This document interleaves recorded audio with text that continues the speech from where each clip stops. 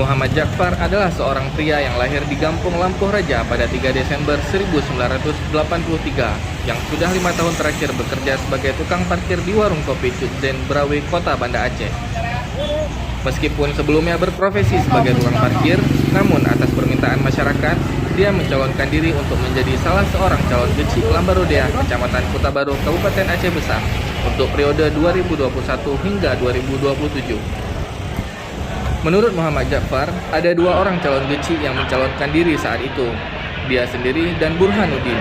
Namun saat pemilihan yang dilangsungkan pada 4 Desember 2021 di kampung setempat, dialah yang terpilih menjadi gecik Lambarodea pada 25 November 2021.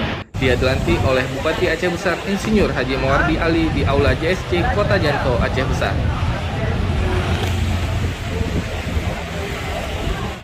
Oke aja deh. Oh, apa aja ya?